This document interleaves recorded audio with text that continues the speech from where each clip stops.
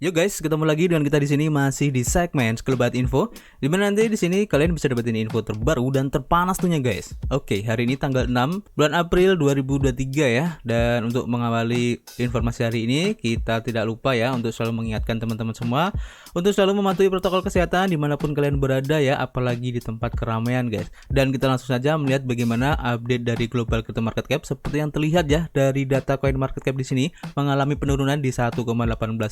Tentu saja ini adalah efek dari kontribusi Bitcoin dan juga teman-temannya, dimana untuk Bitcoin dalam waktu 24 jam ini mengalami penurunan ya cukup lumayan guys di 2,3%. Kemudian Ethereum juga turun di 1,61%.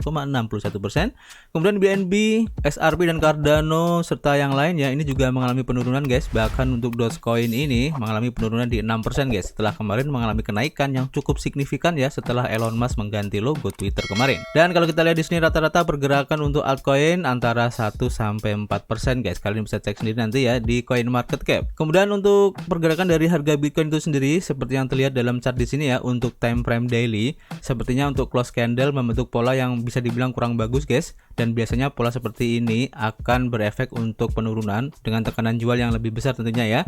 Dan ada kemungkinan juga akan mencoba retest ya di area MA20 ini guys, dan sempat juga menyentuh di harga tersebut sekitaran harga 27.900, dan kalau memang nanti tertembus ya mungkin akan mencoba retest di harga sekitar 27.000 atau 27.500 guys. Kalian bisa ambil harga tersebut untuk mengambil DCA, atau untuk lebih konservatif kalian bisa ambil di area ungu yang bawah ini sekitaran harga 25.000 guys. Oke, jadi kalian bisa manfaatin kesempatan ini.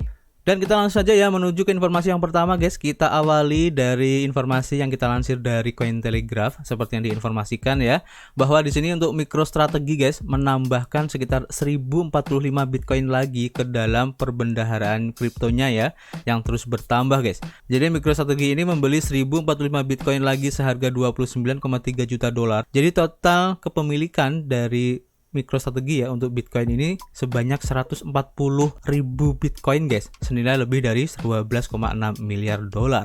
Jumlahnya tuh bulat ya, ini keren banget. Jadi MicroStrategy ini merupakan sebuah perusahaan intelijen bisnis Amerika dan baru saja mengumumkan akuisisi terbarunya ya atas 1045 Bitcoin tambahan dengan nilai sekitar 29,3 juta dolar ya, dengan harga rata-rata di 28,016 dolar per Bitcoinnya guys. Berita ini diumumkan dalam sebuah tweet oleh ketua eksekutif MicroStrategy yaitu Michael Saylor ya pada tanggal 5 April kemarin. Seperti yang terlihat ya dari akun Twitter Michael Saylor ya, kalian bisa cek sendiri nanti ya. Pada 5 April 2023, MicroStrategy memiliki total 140.000 Bitcoin yang diakuisisi dengan harga sekitar 4,17 miliar dolar ya, dengan harga rata-rata di 29.803 dolar guys per Bitcoinnya. Berita ini menjadi tonggak penting bagi perusahaan karena terus berinvestasi dalam Bitcoin sebagai aset cadangannya guys. Berada di urutan ke-14 dalam top 100 crypto Cointelegraph, Michael Saylor ini telah menjadi advokat yang vokal ya untuk Bitcoin dan juga telah memimpin upaya perusahaan untuk mengadopsi mata uang kripto terbesar ini sebagai aset yang strategis guys. Michael Saylor juga telah berulang kali mengatakan bahwa Bitcoin adalah penyimpan nilai paling aman guys dan paling andal yang ada di pasar saat ini,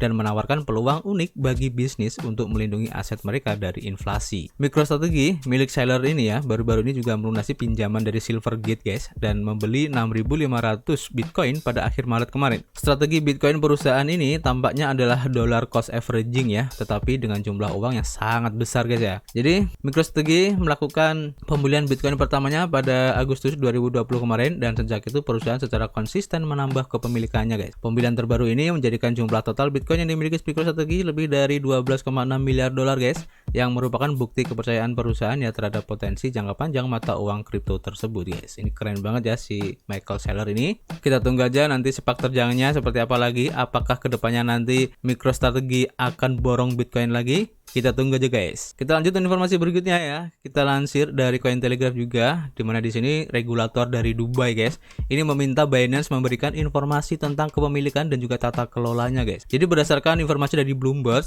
regulator kripto Dubai yang juga mencari detail ya serupa dari pemain kripto global lainnya, Virtual Asset Regulatory Authority atau FARA sebagai entitas yang mengawasi aktivitas kripto di Dubai telah meminta Binance untuk memberikan lebih banyak informasi guys tentang persyaratan bisnisnya dalam upaya untuk memperketat pagar pengaman peraturan di Emirat guys.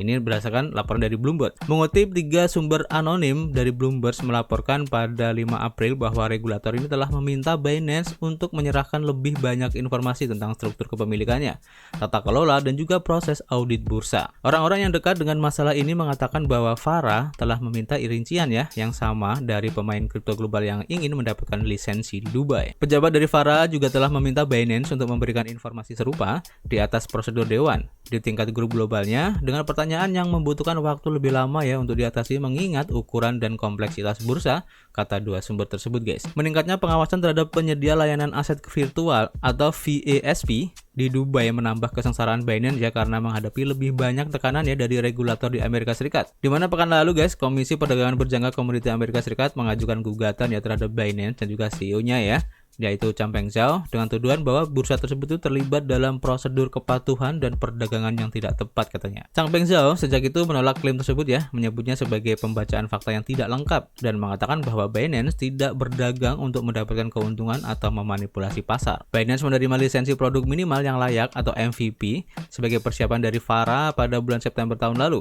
Izin tersebut memungkinkan ya platform ini untuk mendirikan kantor di Uni Emirat Arab dan menyediakan layanan pertukaran aset digital kepada investor yang telah memenuhi syarat. Namun perusahaan belum dapat menawarkan layanan aset digital yang diatur secara lokal di Emirat Arab ini guys. Jadi pertukaran Binance ini perlu menyerahkan persyaratannya yang diperlukan oleh Farah untuk meningkatkan ke lisensi MVP operasionalnya guys, yang akan memungkinkannya ya untuk menawarkan layanan kepada investor individu dan institusi yang memenuhi syarat sebelum mendapatkan izin produk pasar secara penuh. Dan saat ini hanya kustodian aset digital Hex Trust yang telah mendapatkan lisensi MVP operasional dari regulator Dubai guys. Menurut situs web dari Farah, VASP yang sudah menyediakan layanan mereka harus memenuhi persyaratan sebelum akhir Juni ini guys.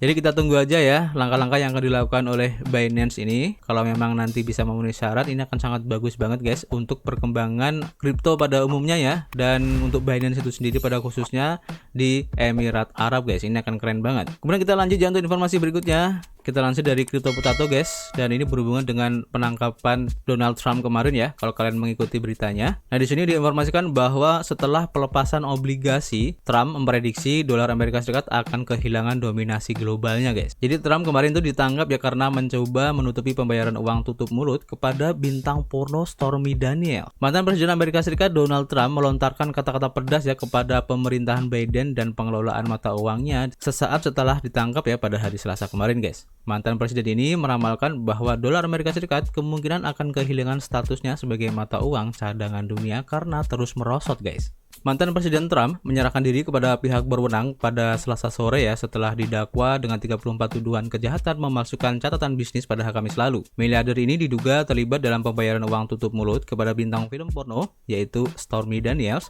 yang berusaha menyembunyikan perselingkuhannya menjelang pemilihan presiden di 2016 kemarin guys. Setelah mengaku tidak bersalah ya atas semua tuduhan di pengadilan Manhattan sesaat sebelum pukul 3:30 sore ya, Trump kembali ke klub Mar-a-Lago miliknya di Florida dan menyampaikan pidato berapi-api ya di mana ia menyampaikan keluhan dan menyangkal tuduhan terhadap dirinya dan mengecam lawan-lawan politiknya guys. Di antara klaim-klaim tersebut ya adalah prediksi malapetaka bagi supremasi dolar Amerika Serikat di seluruh dunia guys, dan mengadu inflasi yang mencapai rekor tertinggi di negara tersebut dan kegagalan bank baru-baru ini pada kebijakan pemerintahan Biden. Federal Reserve dengan cepat mengetatkan suku bunga acuannya ya tahun lalu untuk memadamkan inflasi yang mencapai puncaknya sebesar 9,1% guys pada Juni 2022 ya.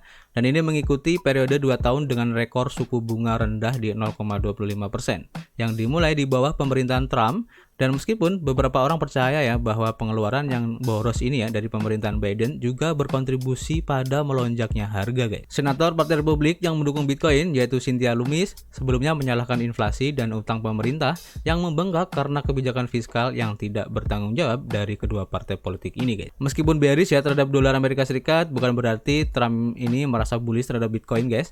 Dia telah berulang kali mengecam Bitcoin dan mata uang kripto lainnya ya sebagai penipuan katanya, yang harus diatur agar mereka tidak menghilangkan nilai dolar dan pentingnya dolar guys. Meskipun demikian, Trump tampaknya tidak memiliki masalah ya dengan NFT, di mana ia dan istrinya telah mengumpulkan uang dengan meluncurkan koleksi pribadi mereka sendiri ya, Dan setelah penangkapannya kemarin itu, penjualan seni digital dari NFT-nya mantan presiden Amerika ini ya, si Donald Trump ini naik berlipat-lipat ganda guys untuk harga NFT-nya. Ini keren banget, kalian bisa cek ya di beberapa informasi dan itu cukup menarik ya. Jadi kita tunggu aja ya apakah memang benar nanti yang diprediksikan oleh si Donald Trump ini ya tentang dominasi dolar Amerika Serikat guys yang bisa dibilang akan segera runtuh ya. Kita tunggu aja nanti seperti apa perkembangannya. Dan kita lanjut informasi berikutnya masih dari Cointelegraph. Di sini diinformasikan bahwa Ethereum guys harganya berubah menjadi bullish menjelang upgrade Shanghai dan Capella minggu depan ya. Jadi dengan 1 minggu tersisa ya hingga peningkatan atau upgrade dari Ethereum Shanghai dan juga Capella pada 12 April nanti, semua mata tertuju pada Ethereum ini guys. Jadi menurut data dari Cointelegraph, Markets Pro dan juga TradingView, harga Ether itu telah membukukan kenaikan ya pada jangka waktu 7 hari ini, 1 bulan dan 3 bulan meskipun ada volatilitas pasar guys. Kenaikan harga Ether juga penting dari perspektif tahun ke tahun yang menunjukkan pertumbuhan di 59% guys. Kemampuan dari Ether ini ya yang menembus level resistensi membuat beberapa analis percaya bahwa target harga di $3.000 ini sudah ada di depan mata guys pada kuartal kedua di 2023 nanti. Tren menunjukkan bahwa akumulasi paus tetap kuat guys, tumbuh sebesar 0,5% pada bulan Maret kemarin menurut data dari penyedia analis yaitu Santiment guys. Aktivitas pembelian bullish ini dapat membuktikan ya data on-chain yang benar bahwa tekanan jual untuk Ether setelah hard fork Shanghai ini tidak akan terjadi. Ini keren banget ya. Munculnya turunan staking cair telah mengurangi penghalang ya masuk untuk berpartisipasi dalam staking Ether, di mana Lido sebagai pemimpin dalam LSD ya dan entitas tunggal terbesar berdasarkan nilai memiliki hampir sepertiga ya dari semua ETH yang di staking guys, termasuk bunga yang diterima, di mana kontrak Lido menyimpan sekitar 5,9 juta ETH dari 137.000 deposan yang unik. Di sini juga ya untuk TVL dari Ethereum pun melonjak guys, dan sebagian itu karena protokol Lido DAO ya yang terdiri dari 22,4% untuk TVL-nya di jaringan Ethereum. Kemudian pada 5 April TVL ini mencapai 50,8 miliar dolar guys, hampir mencapai level tertinggi ya tahunannya di 51,4 miliar dolar pada 21 Februari kemarin. Kekuatan harga Ether menjelang peningkatan Shanghai dan juga Capella ini terlihat ya secara on-chain melalui peningkatan penggunaan, akumulasi para whales dan juga peningkatan yang stabil dalam staking.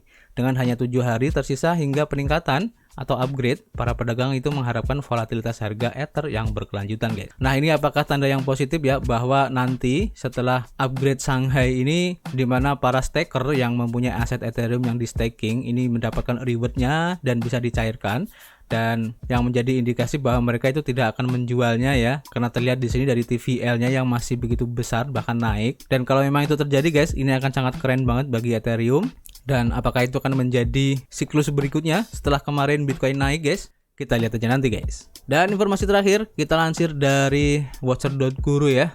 Ini hanya intermezzo aja, dimana white paper dari Bitcoin guys ini tersembunyi di setiap Apple MacBook dengan versi terbaru untuk Mac OS-nya guys. Nah ini menarik juga ya. Dalam sebuah postingan blog, yaitu blogger independen Andy Bayo baru-baru ini ya mengungkapkan bahwa white paper Bitcoin ini disembunyikan di setiap komputer Apple MacBook yang menjalankan versi terbaru perangkat lunak Mac OS. Secara khusus ya dia menulis bahwa file ini ditemukan di setiap versi Mac OS dari Mojave 10.14.0 hingga versi saat ini guys di Ventura 13.3. Tetapi tidak ada High Sierra 10.13 atau yang lebih lama guys. Kalian bisa lihat ya di sini untuk videonya untuk penampakan dari white paper Bitcoin ini guys, kalian bisa lihat ya. Kemudian pertanyaannya guys, bagaimana cara pengguna MacBook bisa memeriksa white paper dari Bitcoin ini guys? Jadi langkah-langkahnya cukup sederhana katanya. Pertama-tama kita harus membuka sebuah terminal dan mengetikkan perintah yang diberikan di bawah ini guys. Jadi di sini kalian tinggal mengetikkan ini di terminal dan nanti akan muncul seperti yang ada di video tadi. Jadi jika Anda menggunakan Mac OS 10.14 atau yang lebih baru,